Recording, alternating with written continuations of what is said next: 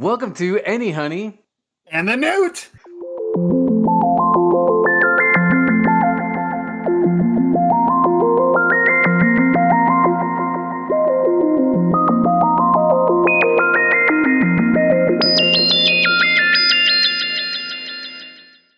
And this time we're going to be spending some time looking at the relationships that players have with each other.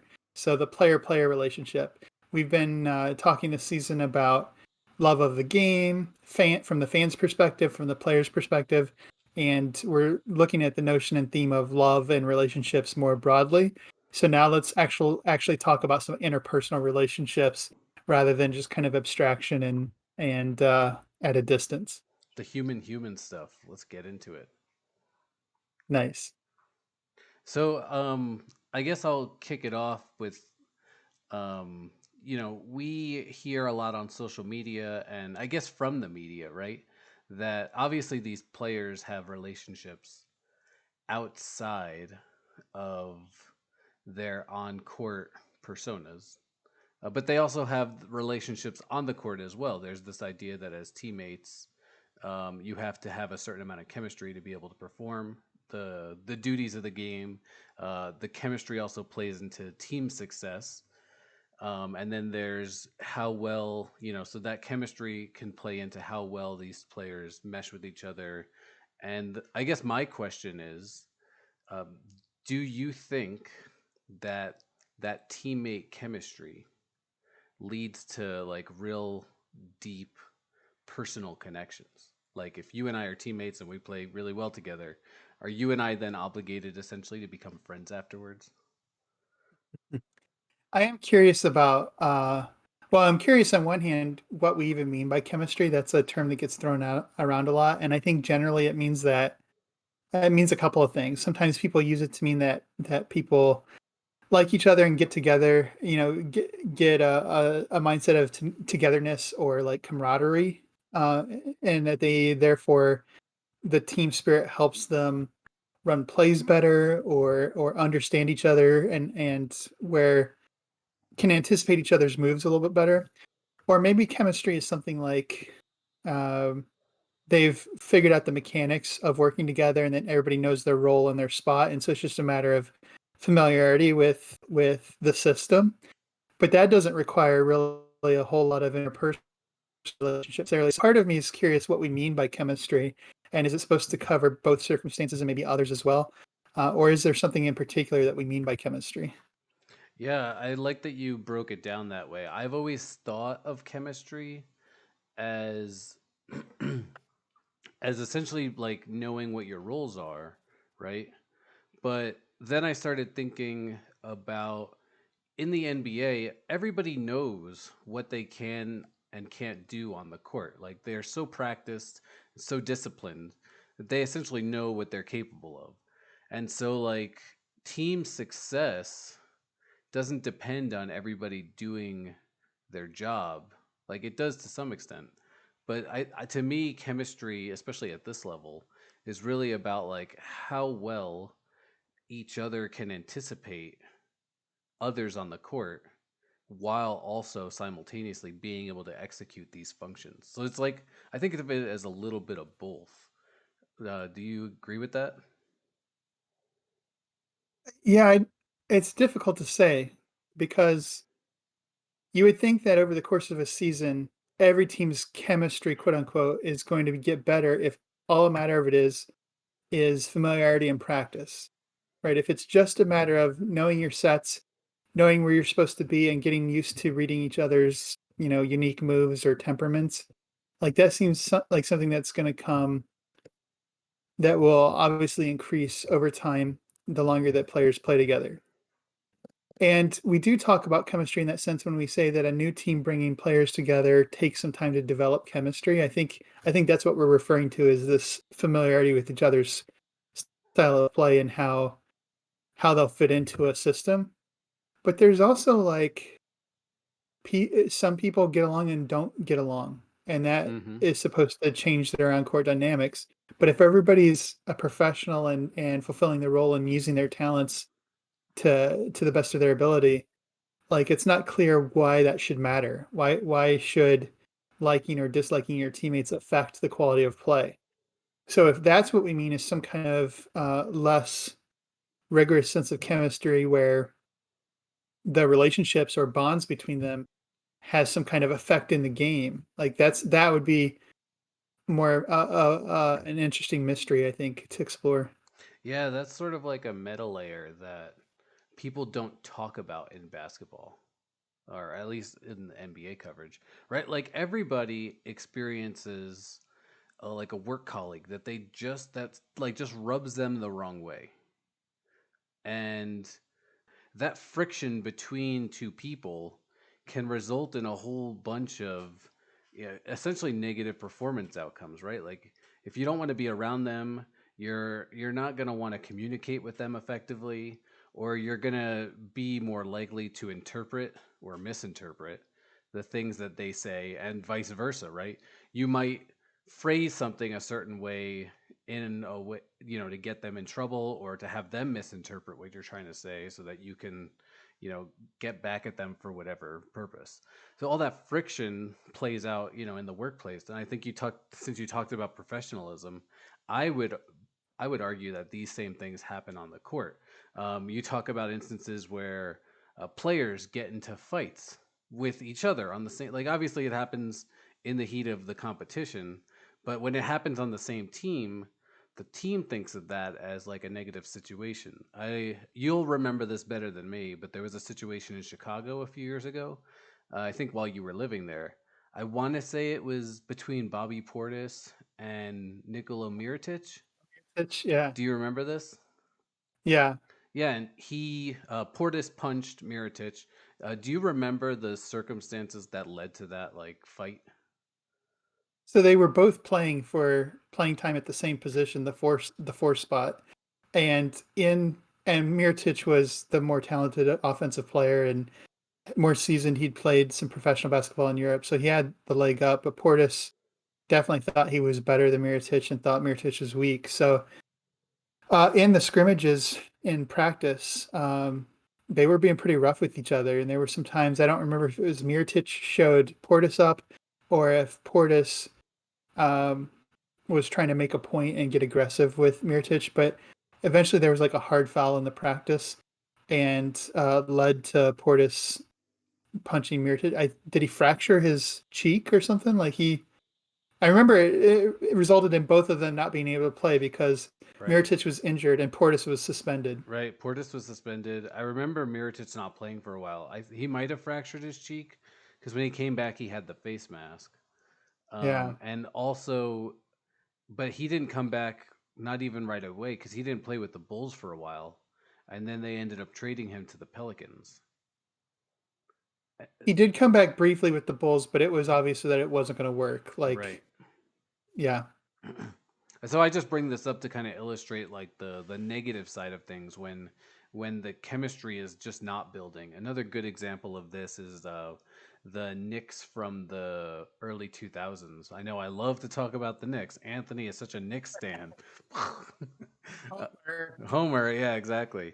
But you think about those teams; they had all the talent in the world. You know, Jamal Crawford in his prime, Stephon Marbury in his prime, Zach Randolph in his prime. This is a team that should have been a perennial playoff contender, and for whatever reason, I think some of those guys actually did have pretty good relationships. But there was a lot of friction in the locker room. You know, it was reported in the media constantly, and especially with certain coaches. You know, we're talking player right now, but even like front office coaching relationships, those can lead to friction too. And once you have too much negativity, I think it all kind of boils over and manifests in many different ways.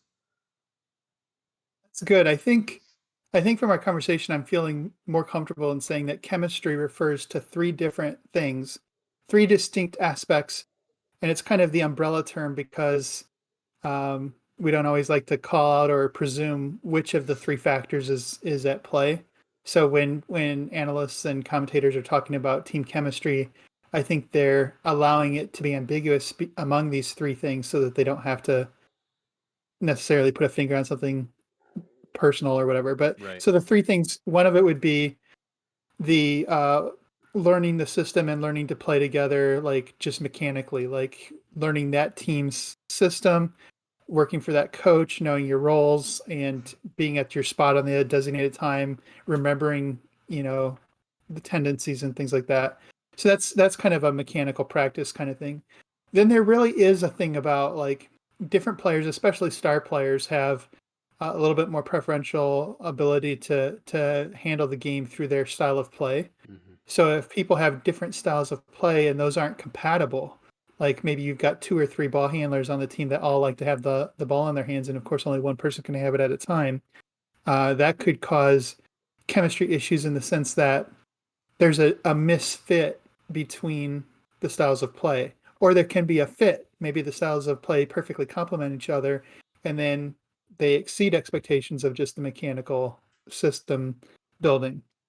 And then probably the third piece is the interpersonal. Like these guys like each other, these guys don't like each other. And whatever those causes and reasons are, it impacts their communication, it impacts their willingness to put the effort in for other players. Maybe it affects their willingness to pass the ball or to cooperate. I assume that in a game where the goal is to win and they're going to be on the stage in front of an audience, everybody's going to do their best to in for the most opportune thing in the moment. But that doesn't necessarily mean that you always make the best decision if you're not looking towards, like I don't want to get that person involved or whatever. Yeah, I totally agree with everything you're saying, and you made me think of two things. The first, maybe we can address this a little later, is this threshold. You mentioned like the chemistry between the players, the relationships between the players. You know, if it's negative, it might make you react uh, disadvantageously from the team's perspective towards each other, right? But if it's positive, you'll start to do more for the other players. You hear it all the time, right? Like guys who are really good facilitators help players play better, and those players want to do more things like the hustle plays because they're given all these other opportunities. So what one thing that I'm thinking about here is like how far along in this professional relationship does it take for players to hit this threshold where now they want to start doing more and contributing more, like, this sort of self-fulfilling prophecy, to get from, we could be this 500 level team to this potentially championship team because we're all laying it out on the line towards each other. um Sorry. It's a good question. Yeah, if you have a proposed answer, go for it. I think it's a good question.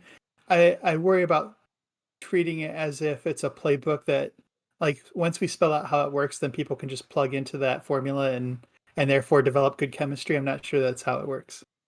I think that what I mean it is, like, not necessarily the recipe, but essentially what stage do these interactions lead to more, the giving of yourself to improve the either the relationship or the team, whatever we're thinking about here.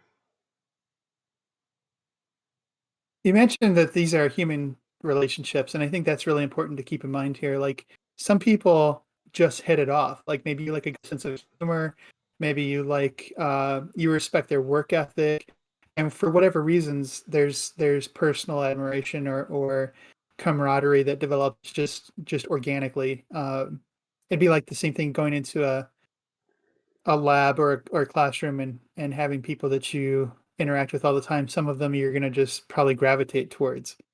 Uh, so being professional and working with people that you don't necessarily click with is something that I think can maybe overcome or erase any kind of benefit from just merely being uh, friendly with somebody that like you just gravitate to them. But there is something about spending time together, getting to know each other's inclinations, and that will help with your decision making because you can anticipate their decisions.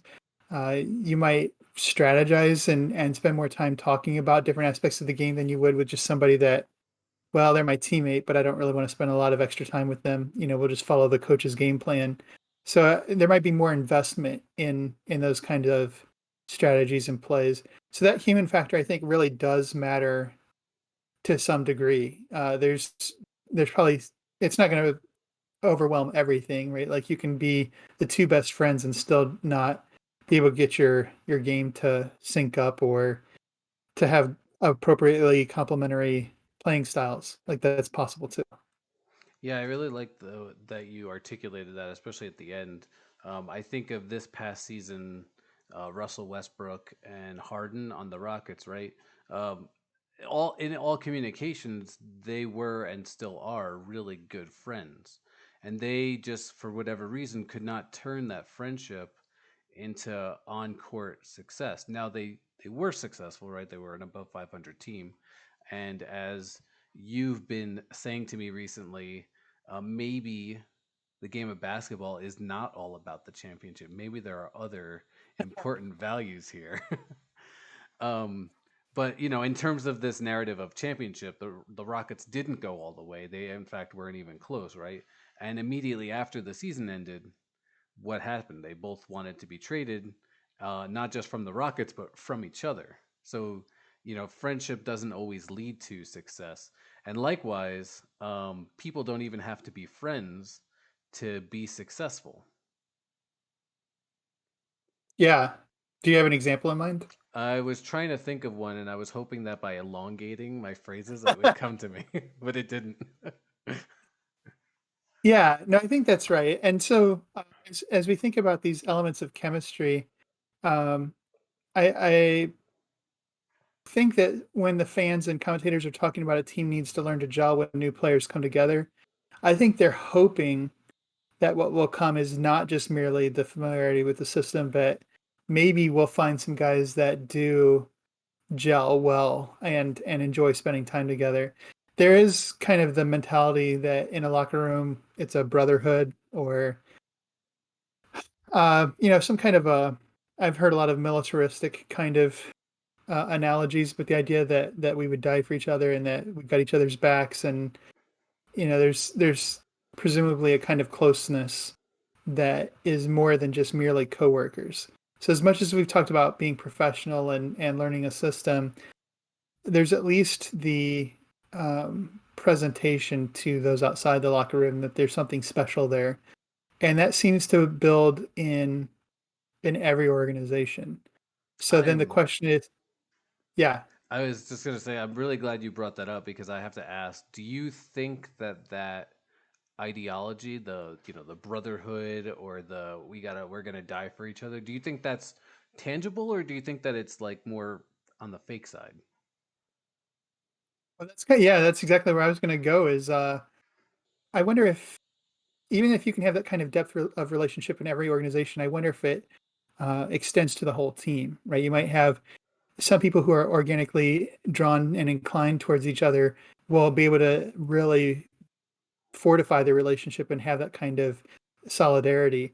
But if people really can't stand each other, I can't imagine that brotherhood develops despite the fact that I don't like them as a person. Like that just seems unfathomable to me.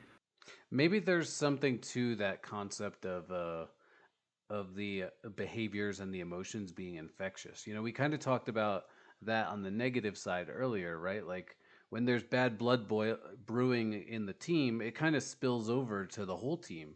So like that negative culture, which could have been contained to just two or three players, kind of permeates everybody and affects the whole team's performance. And it sounds like it's also really possible that if you get two guys who just mesh really well on the court, and that they're willing to go to these lengths of like, I'll do anything on the court for this person, like sort of building this brotherhood mentality. I could see that permeating the culture, especially if the right guys do it, right? I've never really heard this story from LeBron or his teammates, but I do hear it all the time when the Warriors are interviewed. Everybody talks about how unselfish Curry and Clay are, and while Kevin Durant would agree with that, I disagree with that. Every interview I've ever read about the Warriors culture basically stems from those two guys and how close they are, and how that behavior spreads throughout the team. Yeah, I wonder if the audience will ever get or they're probably already exhausted of us talking about the Warriors. But one of the reasons that Kevin Durant wanted to go there in the first place, right, was a culture. There is a culture. They do things the right way. They enjoy playing the game, and it's a environment where everybody can come and just have fun and do their best. And then as questions about whether he was going to resign with them or not lingered, and there were like blowing up questions about him having disputes with Draymond Green or whatever, it seemed like the media narratives about there being friction actually generated more friction. And we saw like there seemed to be some unraveling on the court at times, even for such a dominant team. So I do think that there's something to this notion of chemistry. I just wasn't sure that we could put our fingers on what those things are. Hmm. And as we delve deeper into this, you can start to see the other relationships that we've talked about kind of permeate here. You mentioned the media narrative, right? Essentially, that Warriors culture was broken up by that media narrative, which we addressed previously, and maybe that fan relationship can have more influence than we've been led to believe. You know, if other sorts of influences are happening, then I wonder if the fans can also. And something I just heard this past weekend, and I don't remember, I wish I could give credit, but it was one of the talking heads, and I don't remember which one, was really pointing out about how salaries is this unwritten rivalry in the league. Like guys know what each other make, and if they think that they are more deserving of a starting role, or maybe they are starting but making less than a bench player, like those kinds of things they said really do get under people's skin and can cause friction in the locker room. So um, the professional and the personal are very much intertwined, and it's not a clear cut between those. Right. I mean, these guys are playing a game, but they're doing it for their job. And so that's why I find this conversation so interesting because they're playing a game. So it's sort of like you and your friends going to play basketball. But at the same time, there's stakes involved, financial stakes mostly. And then, whatever this meta layer of a championship means. And Um, reputation stakes. and reputation stakes, right? So there has to be this professional level, right? And so you have like this professionalism plus friendship and brotherhood, all these things which they should be kept separate. We all work to keep our personal and our work lives separate from each other, and these guys have to essentially merge all of these things together and make it work. Now that I've tangibilized it that way, I have more respect for the players. I just want to throw out a side comment. We've definitely been focused, as we always do. We focus on the NBA. That's where we spend a lot of our time as fans and watching the game. But I just want to kind of wonder and make space for a voice for like the WNBA. Like, do images like the military or brotherhood, like, does that carry any kind of weight? What metaphors help organize those locker rooms in the WNBA? I see some of the same kind of fierceness and loyalty among players, and I've heard things about like Diana Taurasi, like inspiring that kind of fierce. We would do anything for her because we know that she'd do anything for us. But I just wonder if there's a different set of metaphors or imagery, or if we can degender brotherhood and the kind of solidarity that's experienced in the NBA. I'm just curious about that comparison. Yeah, I'm actually glad you brought that up because every time I said, brotherhood or the guys or whatever, I just kept thinking like basketball's bigger than gender. Well, yeah, we won't be able to speak directly to any of the player experiences, not being professional basketball players ourselves, and I don't know any. But I think instead of speculating further, we'll just kind of leave those questions out there. Maybe people can observe the players and see if any of these seem to ring true, or maybe they'll provide some feedback in the comments and other directions for us to consider. But that's probably good enough for today.